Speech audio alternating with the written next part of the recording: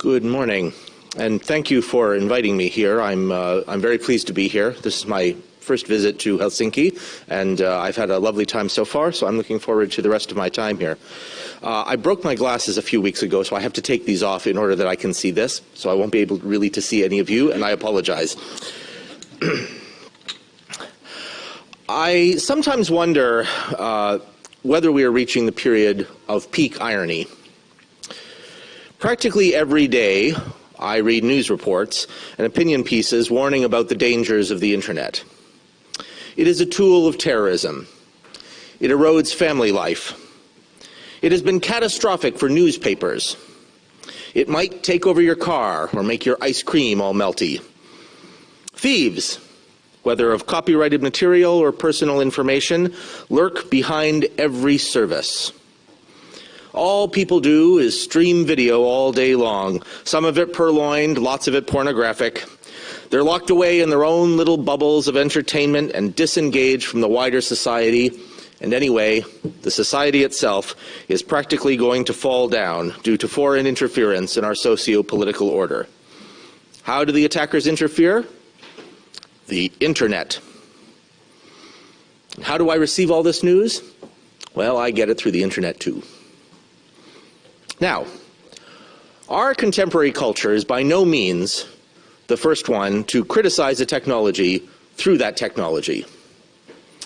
Plato's Socrates, from a few thousand years ago, spends a bunch of time in the Phaedrus complaining about the utility of writing. And yet we never would have known about this argument except for the written word.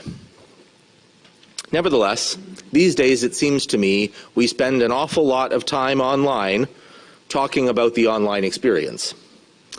And the content of that discussion seems to be somebody should do something. Of course, somebody should do something. The internet is one of those transformative technologies that comes along from time to time and makes everything different. Such technologies demand something from us, the people who have to live with them. And let us be clear, the internet has become a conduit for terrible things.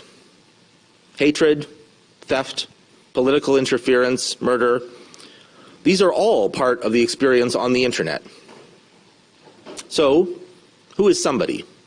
I've learned that whenever somebody should do something and nobody turns up to do it, nothing gets done. Also, of course, if you leave the doing to somebody else, you have to live with whatever they decided to do. So, somebody or somebodies should do something. Who are they? And what should they do? Peter D. Norton has outlined an important change that happened in North America between the 1920s and the 1930s. At the beginning of the 1920s, people crossed the street wherever they wanted. You just walked across the street. In fact, children used to play in the streets. This was normal. By the end of the 1930s, everybody had learned to cross at marked crossings. Well, what happened? Of course, what happened is the rise of the automobile and the danger that a car presents to an unprotected human body. To deal with this ubiquitous new technology, the technology had to develop, but humans had to learn a few new tricks as well. But that is not the only lesson we can learn from the rise of the automobile. In 1957, you could buy a Cadillac with air conditioning, power seats, automatic headlamp dimmer, power windows, automatic transmission, power brakes and steering, a remote trunk release, and a power convertible roof. But you could not buy it with seat belts. Seat belts had to be added special, welded in by your dealer. In fact, I think it was 1958 that they added the dimples to tell you where to weld the seat belts in. The American author Ralph Nader wrote a book on Safe at Any Speed, and he said in that book that we had to forge new instruments of citizen action. Now, we got them. We got regulations, and they transformed the automobile business for sure. But the barriers to entry, because of those regulations, went up. General Motors spent much of the latter half of the 20th century fighting against various government regulations. In the 1950s, General Motors made about half of the automobiles in the whole world. And in 2008, they went bankrupt. Big changes to the business environment can mean big changes to a market. Now, many people look at the internet today. They look at the applications it brings, the ones that so many of us rely on all the time. One of them is up here. Some of the largest internet companies are saying we need regulation of the internet as well.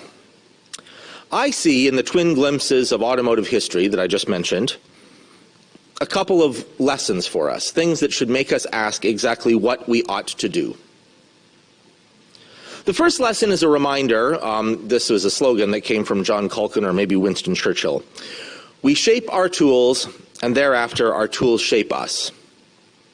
Anyone alive in the last few decades has lived in the automotive age, even if they lived in a place that didn't use cars a lot, or if they lived without a car.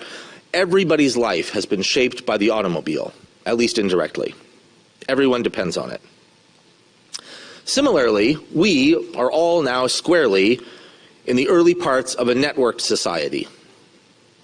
Even people who do not use the internet today are having their lives transformed by it.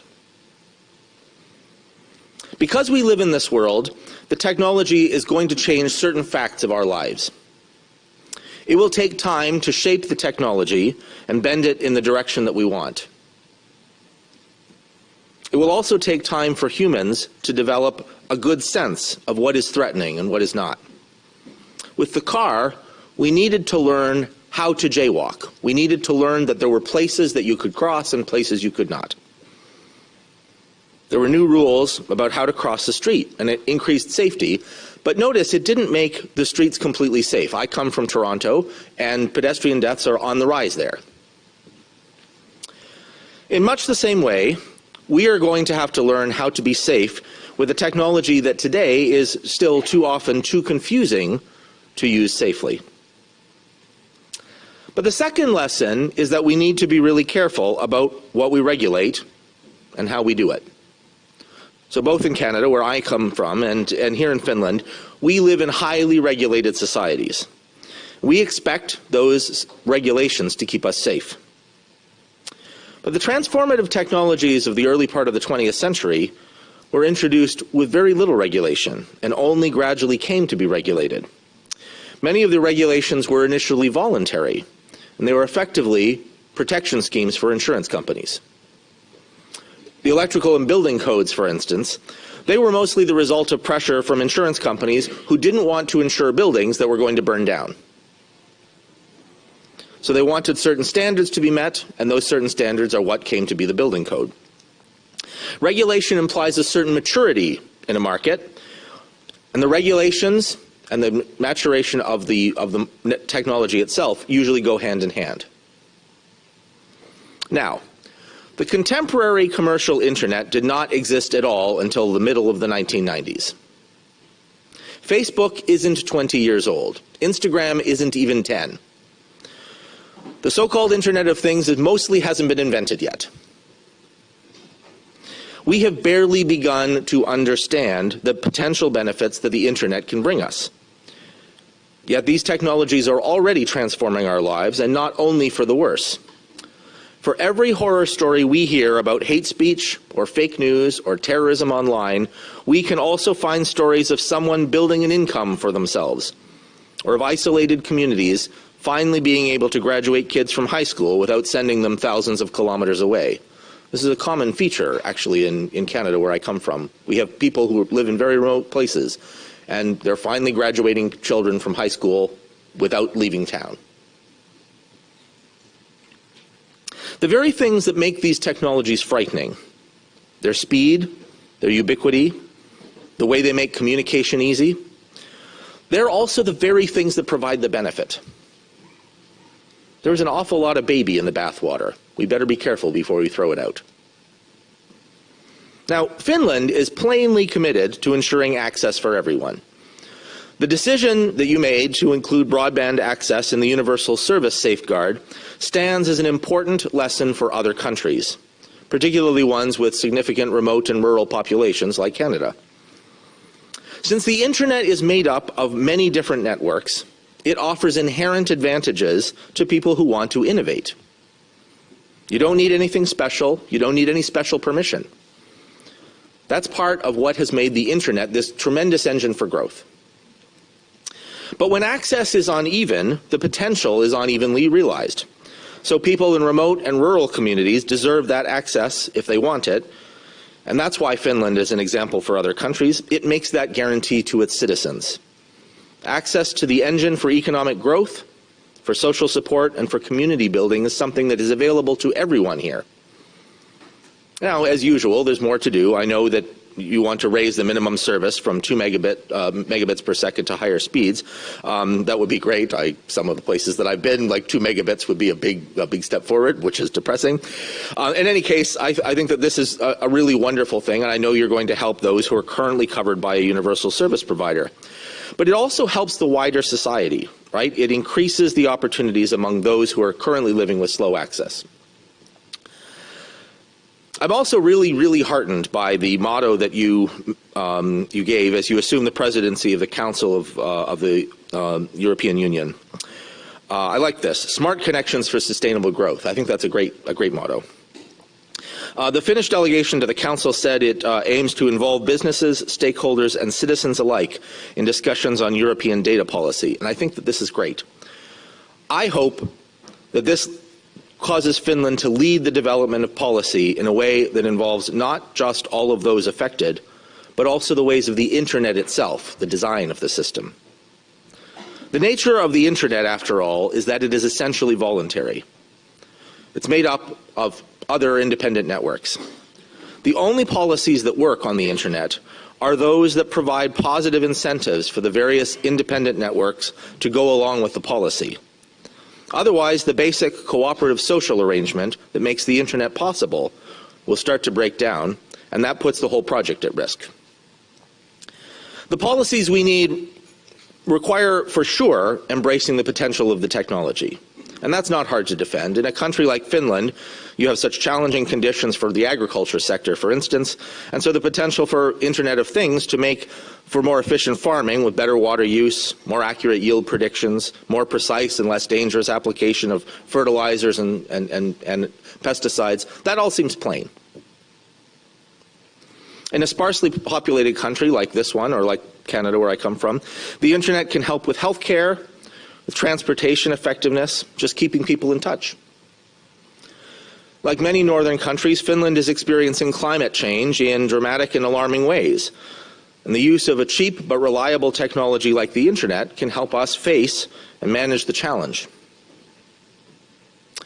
But it is necessary in this environment to find new ways of developing the policies and regulations in order to maintain the benefits of the internet. It will not benefit us to attempt to regulate the internet like a traditional utility, because it isn't one. It will not benefit us all to attempt to govern the internet by cooperating only with 5 or 10 of the world's richest companies. It will not benefit us all to mandate new pieces of infrastructure controlled by those same few companies that will be required for everyone who wants to launch a new internet service. Yet that's just been called for elsewhere. It will certainly not benefit us all to retreat to national or regional networks, tidy and controlled, but entirely unlike the instrument of human creativity, potential, and good that the internet can be. So our response must first be to develop the policies in the open. We must develop the policies by consulting widely, and with the understanding that the constituent networks need to be persuaded that a given policy is good for their network. Otherwise, the internet might become fragmented by attempts to impose policy at the national or regional levels. And let us make no mistake, the option is not the current internet or local internets. Either we work together or we will not have the internet at all. Multiple networks that do not interoperate are not local internets, as though we get the benefits of the global internet only at a country or regional level. If we manage to get these various national or regional networks to talk to one another, and it's not clear that we could do that, but if we managed to, they would not become a new kind of internet. They would be some new form of network. Maybe we can call it the multi-net. This would have new advantages and new disadvantages, but it wouldn't be the internet. And this is why I think Finland's concern for promoting market competition within the framework of the internet is a good way to address the overarching trend of consolidation. One of the Internet Society's key efforts this year has been to try to understand the trend of consolidation and concentration on the internet, what it means. We simply do not know whether, on the whole, the trend is good or bad, or whether it is even sensible to speak of this issue in the whole. We do know that some seamless experiences are really, really convenient, and that certain economies of scale make it possible today to rent facilities by the hour that you couldn't afford to build at all 10 or 15 years ago. But this environment can also create deep dependencies across different facilities on the internet. It is unclear what the consequences for innovation and entrepreneurship, or for the choices that users, ordinary people, are able to make.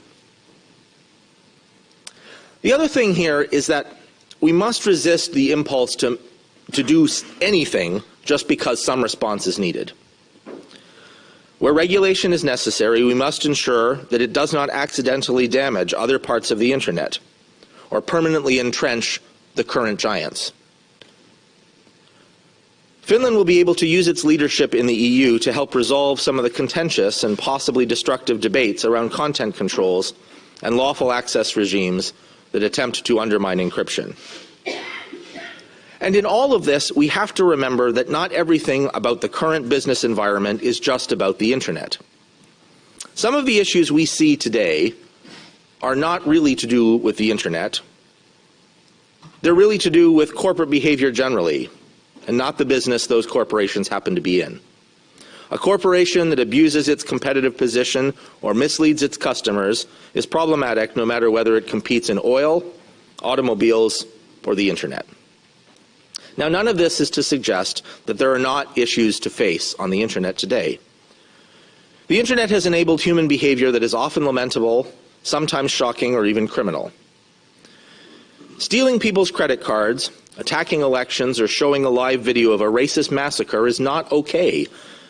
And it is an urgent problem for humanity to figure out how to cope with these execrable uses of the technology.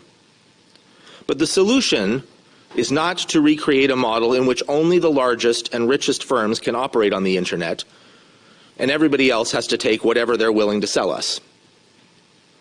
The solution is also not a regulatory regime in which certain voices are invited into the room where the decisions are made, and everyone else has to accept the outcome.